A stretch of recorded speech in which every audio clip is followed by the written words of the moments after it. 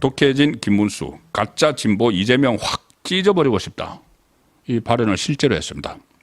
가짜 진보 이재명이라는 말은 안 했지만 이재명을 겨냥을 한 것이죠. 확 찢어버리고 싶다.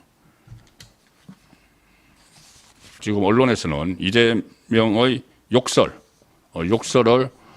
강하게 비판한 그 용어 선택으로 받아들이고 있습니다. 확 찢어버리고 싶다. 가짜 진보. 일단 오늘 김문수 대선 후보 선거 슬로건이 정해졌습니다. 새롭게 대한민국 정정당당 김문수 이렇게 확정을 했습니다. 이 안에 이제 노동운동가 이고 또 개혁 정치인이고 능력 있는 행정가 경기도지사를 2번을 했죠. 원칙 있는 리더의 길을 걸어온 김문수 후보의 진정성을 상징하는 슬로건이다. 새롭게 대한민국 정정당당 김문수 이렇게 설명을 하고 있습니다. 새롭게 대한민국은 김문수 후보가 이 사회 전반에 걸쳐서 만연되어 있는 부조리를 청산하고 새로운 대한민국을 열어갈 것이다. 그리고 가령 예를 들어서 김문수 후보가 지명한 90년생 비대위원장 김용태 이런 것들은 김문수 후보의 새롭게 대한민국 슬로건이 선거용 그만이 아니고 실제로 앞으로 대한민국을 그렇게 만들어가겠다. 새로운 나라로 만들어가겠다는 의지가 담겨있는 첫 사례다. 김용태의 비대위원장 임명이 그런 설명도 있었습니다. 지금 대한민국 현대사의 그 위대한 성취는 산업화, 민주화 두 세력이 함께 이룩을 했는데 김문수 후보는 청년 시절에는 노동운동가로 투신을 해서 민주화에 기여를 했죠. 중년에는 정통 보수 정당의 개혁적인 정치가 행정가로 활약을 했기 때문에 산업화에 또 일조를 했고, 자, 그 두 세력이 합쳐서 오늘의 대한민국을 만들었는데 이것을 좀 더 한 단계 더 끌어올려서 새로운 나라로 만들겠다는 의미가 담겨 있다. 새롭게 대한민국에는. 그리고 정정당당 김문수, 여기는 이 노동운동할 때 막 고문을 받고 했지만은 결코 동료들의 이름을 팔지 않았던 그런 신념.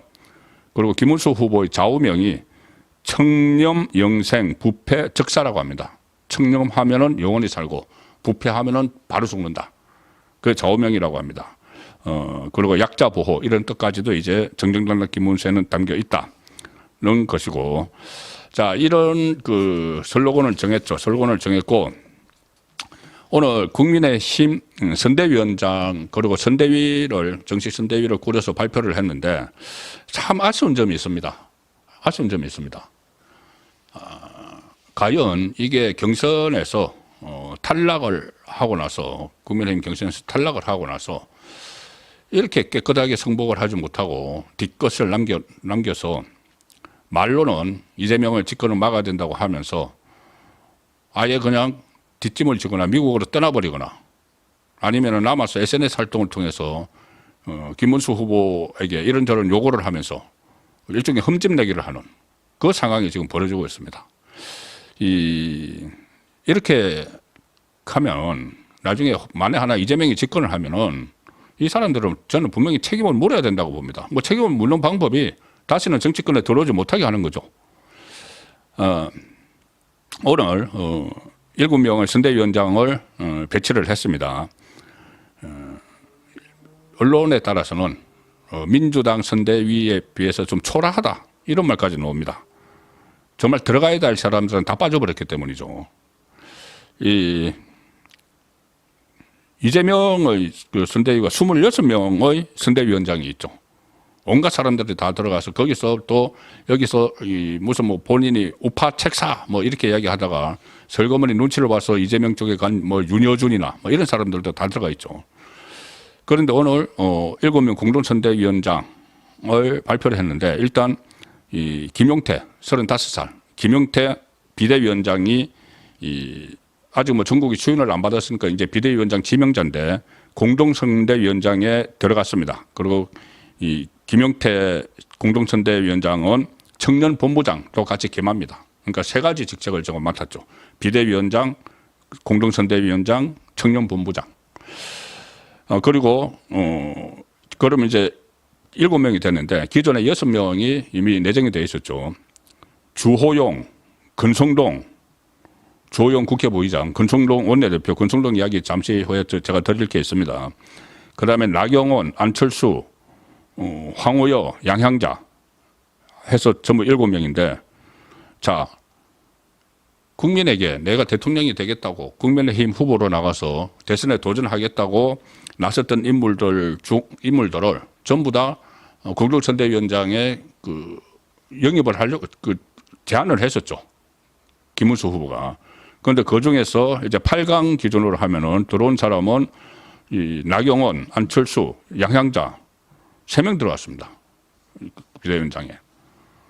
물론 이 2명은 강력자치단체장이죠. 이철우 경북도지사하고 유종복 인천시장은 들어올 수가 없죠. 그런데 양강까지 들어갔던 한동훈도 빠지고 4강에서 있었던 홍준표도 빠지고, 자, 그런 지금 상황이 됐습니다. 그리고 또 한덕수 전 총리도 공동선대위원장에 참여를 안 한다고 했죠. 그래서 한동훈, 홍준표, 한덕수 나름대로 이 표를 가지고 올 수 있는 사람들이 다 빠져버렸습니다. 물론 이 한덕수 전 총리는 다른 방식으로 돕겠다는 이야기를 했죠. 그걸 제가 혼술 시간에 설명드린 대로 한덕수 씀씀이는 따로 있다. 한덕수 사용법은 따로 있다. 개헌특위나 아니면 별도의 이 조직을 만들어서 국민통합위원회라든가, 본인이 또 호남 출신이고 하니까 그래서 그렇게 도움을 줄 수 있는데, 이 한동훈 전 대표와 홍준표 전 대구시장은 여기에서 그냥 빠지는데 그치지 않고, 한동훈 전 대표는 계속 김문수 후보에게 뭐 탄핵에 반대했다는 것을 사과하라, 이런 식으로 지금 이야기를 하고 있습니다. 탄핵에 반대한 것을 사과를 하면은 그러면 지금 선거를 할 수가 없죠. 김문수 후보는 탄핵에 반대를 해서 그것 때문에 대선 후보까지 사실상 처음에 오르는 계기가 됐습니다. 그때 서영교가 대정부 질문에서 전부 다 뭐 계엄에 사과하라, 뭐 그렇게 다 일어나, 막 국무위원들에게 그렇게 했을 때 딱 곳곳에 앉아 있었죠. 그때부터 시작해서 계엄은 잘못된 측면이 있지만은 탄핵은 과하다는 이야기를 계속 해왔는데, 그 탄핵에 반대한 것을 사과하라, 이러면 아예 정체성을 없애버리는 거죠. 그런 요구를 지금 한동훈이 하고 있습니다. 이재명의 그 집권을 막아야 된다고 이야기하면서 한동훈뿐이 아니고 그 주변에 한동훈 계로 있는 사람들이 다 지금 그런 이야기만 하고 있습니다. 선거를 도울 생각은 전혀 하지 않고. 홍준표, 잠시 후에 말씀드리겠지만은 하와이에 지금 있는데 하와이에서 막 악담, 저주를 막 퍼붓습니다. 그리고 그 사이에 이재명은 설거머니 홍준표에게 접근을 해서, 우리 뭐 홍준표 전 시장님, 나하고 같이 죽이 맞았던 사람이 얼마 전에 통화도 했어, 막 이런 이야기를 막 하고 있습니다. 그러니 이거에 경선할 때는 이재명 집권을 막기 위해서 출마한다고 다들 그렇게 이야기했습니다. 그런데 지금은 자기들이 후보가 안 됐다고 그냥 이재명에게 지금 정권을 헌납하는 듯한, 계속 김문수를 깎아내리면은 이재명에게 정권 헌납하는 거죠. 그 행태를 지금 보이고 있습니다. 잠시 후에 그 말씀 다시 드리고, 사무총장 박대출 의원은 오늘 총괄지원본부장을 맡았습니다. 그리고 대변인단 단장의 신동욱 수석 대변인, 대변인의 박성훈 의원, 그리고 김문수 캠프 출신 이충형 전 대변인, 조용술 경기 고양을 당협위원장, 박보경 전 아나운서, 이렇게 오늘 중요한 그 포스트가 정해졌기 때문에 이 공보단장에는 강민국 공보수석 부단장, 최연석 의원이 됐고, 정책총괄본부장은 김상훈 정책위원장이죠. 그리고 윤희숙 여의도 연구원장, 김문수 후보에 대해서 상당히 비판적인 입장이었죠. 그런데 윤희숙에게도 공약 개발 단장을 맡겼습니다. 저 이제 포용을 하는 그런 모습이고, 이 원내 대책본부장은 박형수 원내 수석 부대표가 임명이 됐고, 다른 직함들도 쭉 있습니다. 다 불러드리기는 그렇고, 그런데 이 명단을 쭉 보면은 주로 이제 현역 의원들이 다 들어갔고, 중요한 포스트에 제가 한번 말씀을 드렸죠. 어제 말씀드렸죠. 경기도 팀, 그러니까 핵심 역할을 하는 팀이 따로 있다. 자강론, 이른바 단일화를 하지 말고 우리끼리 한번 해도 할 수 있다고 그 강조를 했던 자강론. 가령 지금 떠오르는 인물이 차명진 전 의원도 있죠. 근데 차명진 전 의원도 안 들어갔습니다. 그리고 제가 말씀드렸던 이 박종철 군 사건 때, 이 고문치사 사건, 그때 이 박종철 군을 이렇게 고문한 이유가 서울대 운동권 선배 행방을 대라는 거였죠. 그 사람 이름이 박종훈인데, 박종훈 씨가 지금 핵심 역할을 하고 있다, 이런 그 소문이 파다했죠. 자강론 쪽에 있어서. 그런데 그 캠프에서는, 경청 캠프에서는 수행팀장이었는데 이번에는 또 명단에 안 들어갔습니다. 자, 그래서 그게 왜 그런가 보니까는 일부러 측근들은 다 뺐다고 합니다. 이번에 경청 캠프에서 선대위, 그 중앙선대위 캠프로 옮기면서 일부러 그런 측근들은 다 빼서 선대위 직함 맡지 말고 백의종군하라, 이렇게 김문수 후보가 요청을 했다고 합니다. 그걸 다 들었다는 것이죠. 경기도지사 시절부터 했던 경기도팀, 그 주축을 한 측근들에게 선대위에서 아무런 직함을 맡지 말고 백의종군하라는 지침을 전달했다. 과거에도 이런 사례들이 있었습니다. 그런데 가령 예를 들어서 DJ 김대중 전 대통령 가신그룹들이 김대중 정권이 들었으면은 우리는 직함을 맡지 않겠다. 그러니까 이 선출직은 나가지만은 임명직은 하지 않겠다, 이런 그 선언을 하는 그런 경우가 있었죠. 지금도 그때와 비슷합니다. 물론 어떤 규모나 외형상 알려진 네임별로는 거기에 못 미치지만은 나름대로 이 핵심 측근들, 경기도 도지사부터 이렇게 보좌해온 팀이 있었고, 그 팀이 경선 그 캠프에서 일종의 이너서클 역할을 했다는 지적도 있었기 때문에 김문수 후보가 전부 이번에는 공식 직함을 맡지 말라고 정리를 했다는 겁니다. 한 측근이, 김문수 후보의 한 측근이 국민일보에 그런 내용을 알려줬습니다. 김문수 후보가 직접 경기지사 시절부터 이어져온 측근들을 향해서 백의종군하라는 지침을 내렸다. 그래서 대다수 측근이 캠프 직함을 받지 않는데 동의를 했다. 그래서 조금 전에 말씀드린 이 명단에 보면은 이 사람들은 들어가 있지 않습니다. 예. 그 대신에 한덕수 전 국무총리로 후보 교체를 밀어붙이려고 했던 권성동 원내대표는 공동선대위원장에 그대로 앉혔습니다. 이게 왜 앉혔는지 잠시 후에 또 설명을 드리겠습니다. 그리고 김문수 후보에게 한덕수와 단일화할 마음이 없다면은 길을 아예 비켜라. 김문수 후보는 길을 비켜라, 이렇게 공개 비판했던 윤희숙 여의도 연구원장도 공약개발단장으로 이 선대위에 합류를 시켰습니다. 그러니 김문수 본인의 오랜 측근들을 다 자리를 빼게 하고 본인에게 비판적이었던 사람들도 다 그 자리에다 자리를 만들어서 하나의 팀을 꾸린 것이죠.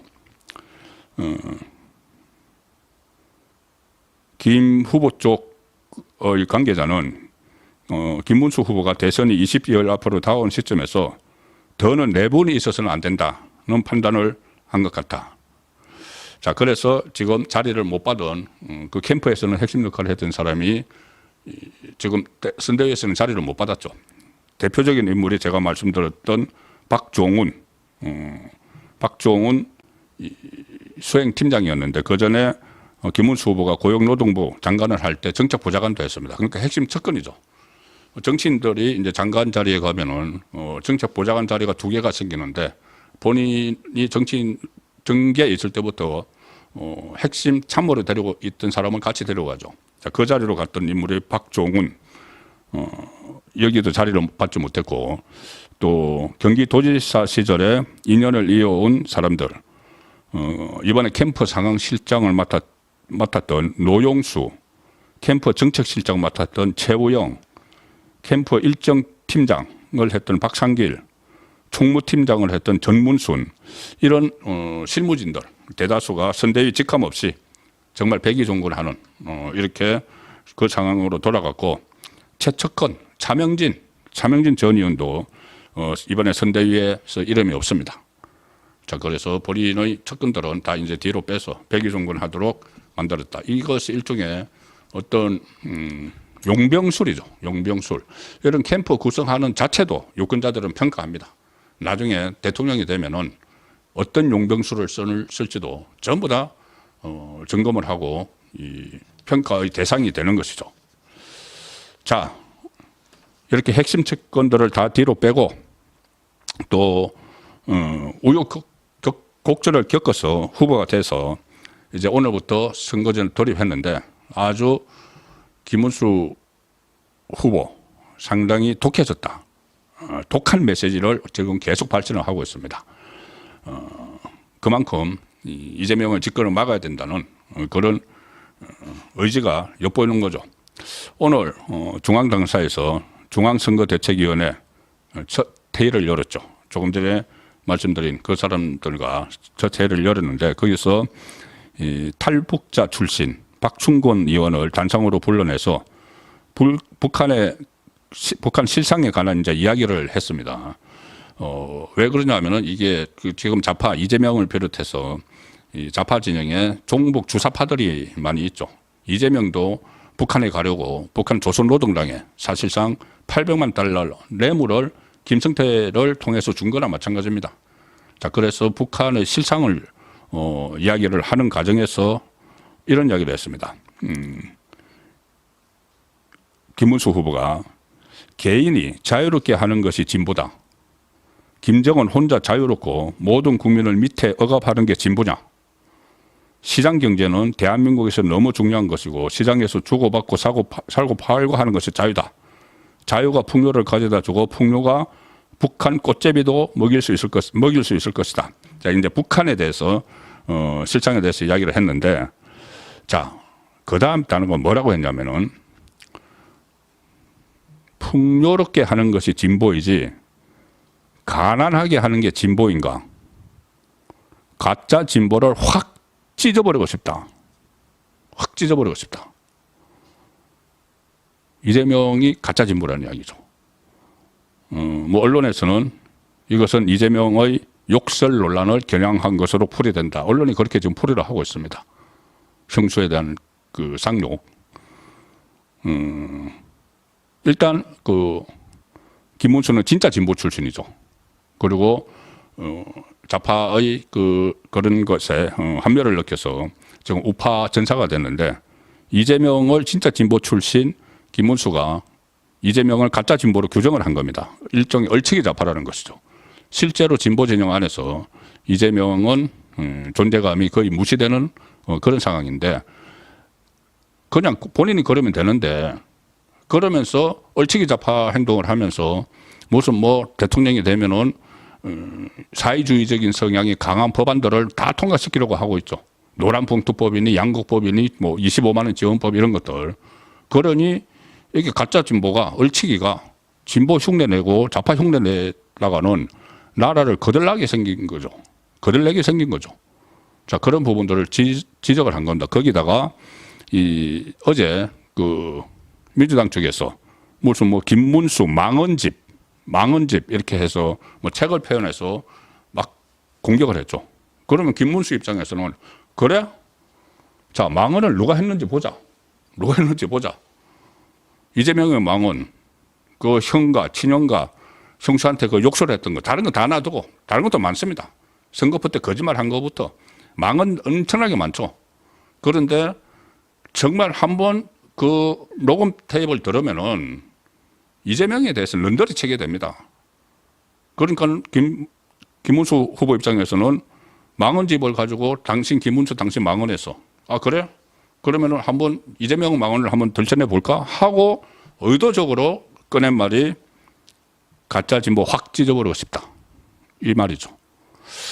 오늘 선거운동 첫날인데 상당히 이제 독해진 모습을 보여서 이런 것들이 일단 출발이 그냥 밋밋하지 않게 정말